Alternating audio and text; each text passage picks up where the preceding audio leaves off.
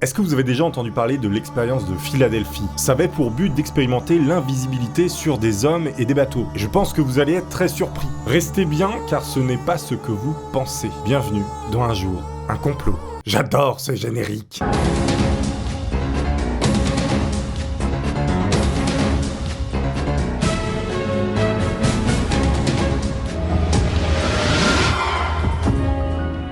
Nous sommes en 1943, la Seconde Guerre mondiale fait rage. Les États-Unis mettent soi-disant au point des armes plutôt étranges et veulent justement les tester, notamment dans l'arsenal de Philadelphie et à Philadelphie. Ça s'invente pas. Écoutez, vous êtes chez Toonie, on fait des précisions. L'expérience de Philadelphie, elle est également connue sous le nom de Projet Invisible, ou alors en anglais The Philadelphia Experiment Project Invisibility. Et elle débute dès 1934, lorsque des ovnis, comme on dit, d'étranges crashs se produisent au Nouveau-Mexique et ailleurs partout dans le monde.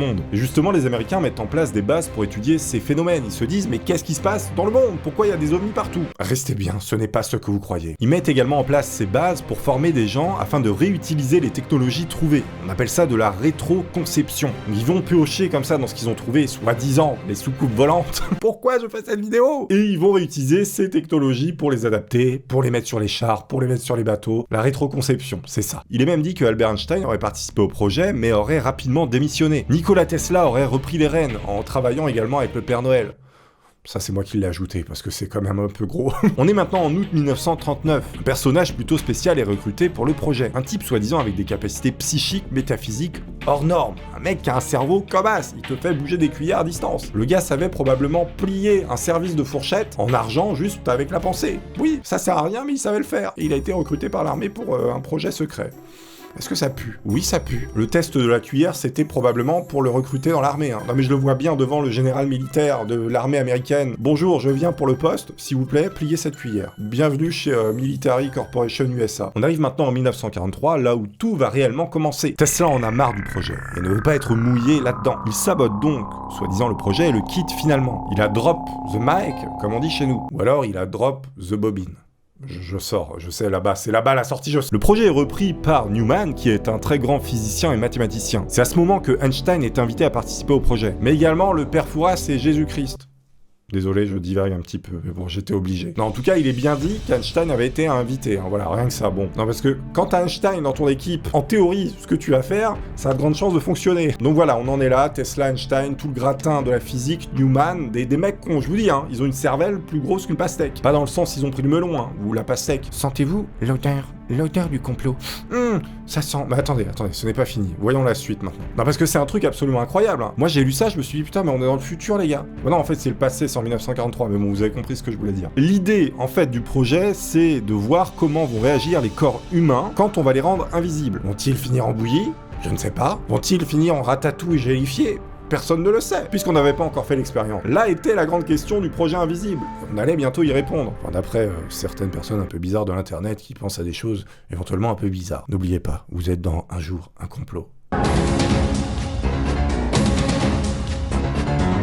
Sachant que tout se passe sur un bateau, en fait il rendait le bateau invisible et voulait simplement voir comment les humains allaient réagir à ce bordel. Est-ce qu'on peut appeler ça un bordel? Oui, ça va très loin, hein. Mais n'oubliez pas dans quelle émission vous êtes, attention, je précise. Ah non, parce que y en a plein des comme ça, et moi j'adore lire ces trucs-là, c'est génial. C'est ma nouvelle émission. 2 tests ont déjà été réalisés avant 1943, et le 3e va être fait justement cette année-là, sur le USS Eldridge, avec plein d'hommes à bord évidemment. On va enfin pouvoir voir ce que ça fait l'invisibilité sur des humains, oh my god, révélation incroyable. Attention, ça part un petit peu en cacahuète après sur les termes utilisés, vous allez rapidement capter. Le test commence, on est sur le quai de Philadelphie, et c'est alors que, je vais citer l'article en question, le navire disparaît du quai de Philadelphie en quittant le quantum espace-temps et entre dans l'hyperespace durant 4 heures. J'ai même eu du mal à le lire, tellement que ça me fait rigoler. Le navire disparaît du quai de Philadelphie en quittant le quantum espace-temps et entre dans l'hyperespace durant 4 heures. C'est le mec qui dit ça, c'est pas moi, hein. À ce niveau-là de conneries, bon,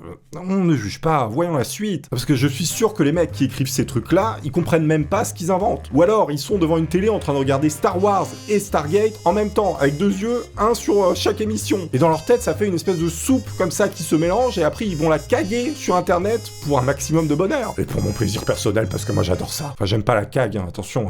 Bon, qu'est-ce que la cague? La cague, je vous laisse aller voir plutôt sur Internet. Le navire réapparaît à 640 km de là. Mais attendez, il y a un truc qui est extrêmement bizarre, parce que le navire est réapparu à 640 km de là. 640 km en 4 heures. Moi, je me souviens un petit peu de mes cours de physique. V égale D sur T. On va calculer la vitesse. Non, parce que le quantum espace-temps, vitesse supraluminique, hyperespace. Le mec a employé hyperespace, attention. Une petite équation à la con pour savoir la vitesse. On fait donc 640 divisé par 4, ça nous donne une vitesse moyenne de 160 km/h l'hyperespace. On est sur un hyperespace avec marqué le petit signe Eco Plus à côté. Hein. Oui. Vous savez, c'est comme le jambon Eco Plus où il y a plus de quen que de truc rose. Et en plus, le truc rose qu'il y a, c'est plein de jambons qui ont été collés comme ça avec de la colle, avec un maximum de produit pour qu'ils gonflent. Avec ce chiffre, on est à peu près dans ce schéma-là. Hein. Vous voyez où je veux en venir. Bon, ok, 160 km/h, c'est énorme pour un paquebot de cette taille. Mais l'hyperespace, quantum, machin truc, dont le mec parlait juste avant, 160 km/h pour ça, ça fait un peu pitié, on est tous d'accord. Quand je vois hyperespace, c'est que tu vas plus vite que la lumière. Tu déformes l'espace-temps, tu fais des trucs incroyables avec ta tête comme ça, là, ça bouge dans tous les sens. Tu plies comme ça, tu fais une clé de bras à l'espace-temps. Einstein,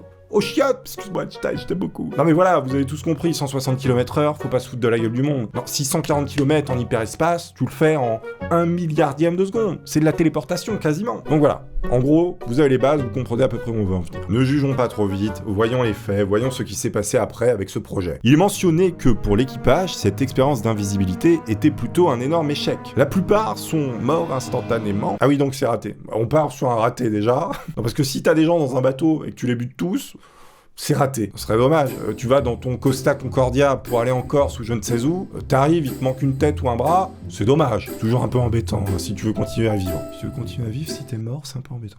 Toonlar 2019, bonsoir. Mais alors qu'est-ce qui s'est passé pour ceux qui ont survécu? Ah, la grande question que tout le monde se pose. Vous la posez évidemment. On veut tous savoir qu'est-ce qui s'est produit pour eux. Il s'est produit des trucs un peu sales. Pour ceux qui ont survécu, en fait, il y en a d'autres qui apparaissaient et disparaissaient de la réalité constamment comme des fantômes. Et ça, c'est plutôt ballot. Non, parce que t'achètes ton pain, tu te téléportes ou tu disparais, la meuf elle te rend les pièces tombent par terre parce que t'es plus là. Et toi tu dis, madame, je suis là, donnez-moi la pièce. Enfin, vous voyez, dans la vie de tous les jours, c'est un peu compliqué. Non, parce que t'es aux toilettes, tu disparais, t'as pas fini, t'essuyer, enfin, tu vois la situation, t'es là avec ton rouleau de PQ, tu disparais, t'essayes de... Enfin non, c'est pas possible. T'es espèce de trace de merde qui se déplace toute seule, c'est pas possible. C'est horrible. C'était le pire exemple. Voilà, je tombe vraiment dans les soubresauts de la nullité, là, avec ces exemples, mais vous savez où vous êtes, hein. Vous êtes chez Toonie, abonnez-vous, c'est important. Bon, en gros, voilà, il y en a qui disparaissent, qui réapparaissent, parce qu'ils sont un peu buggés, on va dire. La matrice les a un peu clacos. Et il y en a d'autres, je cite le monsieur qui nous dit, ils ont totalement disparu dans le quantum espace-temps. Il revient avec son quantum espace-temps. Bon, ça arrive, c'est une maladie, des fois tu... Comme ça, tu stresses. Quantum espace-temps, voilà, faut que ça sorte. Il a besoin de le marquer. Ils ont une espèce de manie d'employer des mots qu'ils ne comprennent pas et qui font pseudo-scientifiques pour que leurs textes paraissent vraiment beaucoup plus scientifiques et intelligents. Alors que c'est pas du tout le cas. Mais moi j'adore, ça rend le truc encore plus ridicule. C'est un réel plaisir pour moi, je déguste. C'est comme si je mangeais une bonne côte de bœuf. Ah, je suis pas végan, hein, désolé. Ce soir c'est raclette en plus. Hein. Est-ce que vous aimez la raclette? Moi c'est mon plat préféré. Vraiment. Je pourrais me nourrir exclusivement de raclette. Mais c'est pas vraiment le sujet de la vidéo. Après, faut pas disparaître quand t'es aux toilettes après une raclette parce que là, pas de détails croustillants, pas de détails croustilles-moelleux. Enfin, c'est plus moelleux que croustillant du coup. Bref. Et il y en a d'autres qui ont survécu également sur le bateau quand ils l'ont fait disparaître, qui ont fusionné avec le navire. Les cloisons, les portes, le sol, comme si le bateau était dans le même espace physique qu'eux. C'est-à-dire que t'ouvres la porte, enfin, t'ouvres le mec, quoi. T'as un mec dans une porte, ça a fusionné. Non, c'est jamais marrant, je veux dire. Exemple de la vie courante, tu tires un tiroir, tu veux récupérer une casserole, t'as un mec dans ta casserole. Enfin, je veux dire, t'as une casserole dans un mec. Donc, comment tu fais? Tu fais cuire le mec, tu fais cuire la casserole? Un moment, sur le plan juridique, est-ce qu'on a le droit de faire cuire le mec s'il a fusionné avec ta casserole? Non, parce que c'est chiant. Tu veux faire cuire tes pâtes, tu vas pas lui mettre dans la bouche et le mettre sur le feu. C'est chiant. On est tous d'accord pour dire ça, enfin j'espère. Si tu te retrouves avec un navire de 1 million de kilos qui a fusionné avec ta mâchoire, ça doit pas être facile de sucer ton Mr Freeze quand t'es posé tranquille à la plage. On est tous d'accord pour dire ça. Bon, point à la ligne, revenons au sujet. Et il y en a d'autres qui deviennent totalement fous à cause de cette expérience. Ça a cassé leur psychisme. L'expérience fut soi-disant réussie en mer avec un champ effectif d'invisibilité en forme sphérique s'étendant sur 100 mètres de chaque bord. Ça c'est ce qu'ils disent, hein. Attention, parce qu'il y a réussir et réussir. Et en 1948, on dit avoir capté le problème. Pourquoi tout ça avait foiré? Enfin, plus ou moins. Les hommes d'équipage s'étaient trouvés piégés dans une sorte de bouteille isolante, entre parenthèses, effet bocal. C'est pas moi qui le dis, hein. Dans une réalité artificielle où le temps et l'espace étaient différents. Très bien, l'espace-temps bloqué, l'effet bouteille... Non, parce que moi, l'effet bouteille, je peux vous dire qu'il me bloque, mais pas dans le même espace-temps. Non, parce que quand tu siffles une bouteille de perniflard, en te mangeant une bonne raclette, évidemment, t'es aussi bloqué dans un espace-temps. Mais c'est un espace-temps qui va t'envoyer au chiottes. Et ça, je te le dis, ça fait effet à chaque fois. C'est horrible, arrête tout dit, putain. Non mais voilà, avec modération évidemment, hein, l'effet bouteille. Évidemment, je vais pas entrer dans les détails techniques de pourquoi ça avait foiré, pourquoi... Le mec explique tout comme ça, il nous donne toutes les informations précises, et le type qui a écrit l'article a vraiment fumé un calumet de la paix, grand comme ça, et par le nez, hein, attention, hein, et en solo. Il s'est fait un perse calumet de la paix, ça arrive. Pour rédiger son truc, le type il s'est dit, attends, on va trouver un truc parce que je suis incapable d'inventer quelque chose. Il est allé marquer sur Google, sur son petit ordinateur, mots scientifiques que je ne comprends pas. Validé. Mot magique un petit peu ésotérique. Validé. Il s'est fait comme ça un petit panier garni de mots qu'il a récupéré, qu'il a mis dans une petite boîte. Il a secoué très fort cette petite boîte, comme ça, très très fort. Et ça donne à peu près cette phrase quand il a pioché au hasard chaque mot et il les a mis côte à côte. La synchronisation du point zéro concomitant, de la pensée intrinsèque calculée sur la fonction zeta, du pédoncule articulé. Emballé, c'est pesé, je poste mon article. Non, parce qu'il faut savoir que le type après il part totalement en sucette. Hein. Il dit que les installations, qui elles, attention, hein, là elles ont véritablement existé, mais vous allez rapidement comprendre qu'est-ce qui s'est réellement passé. Ces installations situées autour du navire servaient à maîtriser l'esprit des ennemis durant la guerre. Oui, non, enfin non. Un calumet de la paix en Perse derrière la cravate, hein, et 3 mètres de long. Hein. C'était pas de la camomille à l'intérieur, hein, je vous le dis. Vous doutez bien, évidemment, avec tout ce que j'ai pu raconter autour, que tout ça, c'est des bêtises et du complot. Sauf que la réalité, elle est bien plus simple que ça. Mais évidemment, dès qu'il y a des choses un peu étranges, ça prend des proportions démentiellement, ésotériquement, pseudo-scientifiquement ridicules. J'avais besoin de le lire pour le prononcer parce que je l'avais écrit mais j'arrivais pas à le dire tout seul. Comme je vous l'ai dit, la réalité est bien plus simple que ça autour du projet Philadelphia. La marine américaine à cette époque a bien procédé à des expériences. Elle testait la démagnétisation où justement ils entouraient certains navires de câbles électriques parcourus par un fort courant pour, effectivement, les rendre invisibles. Mais c'est là que le mais est très important. Invisibles aux armes à détection magnétique, comme les mines, les torpilles, les trucs qui vont se téléguider comme ça, mais pas à Jandus qui est sur la côte et qui regarde un bateau et qui le voit disparaître. Ça n'existe pas. C'était donc une invisibilité magnétique qui était testée, une sorte de cage de Faraday pour les armes magnétiques. De plus, il n'y a aucune archive qui mentionne que le navire était bien à cet endroit. Ce navire dont parle ce monsieur qui a écrit cet article complètement fou, en fait, c'était juste pour rendre le bateau furtif et indétectable. Non, parce que des gens comme ça, il y en aura toujours. Hein. Moi, je préfère en rigoler plutôt que de faire mon cheval de guerre et d'aller à l'encontre d'eux, hein, on s'en fout. Dans 1000 ans, il y aura encore des gens comme ça qui penseront des choses totalement folles. Faut pas croire évidemment aveuglément à tout ce qu'on peut lire ou entendre, il faut se renseigner, c'est très important de remonter à la source. Maintenant avec internet, en plus vous avez vraiment un outil où vous pouvez aller vérifier par vous-même en 2 secondes. Vous étiez bien dans Un jour un complot, épisode 1. Je retourne avec mes collègues francs-maçons Illuminati reptiliens pour boire du sang de licorne et pour tenter de dominer le monde. Bonsoir.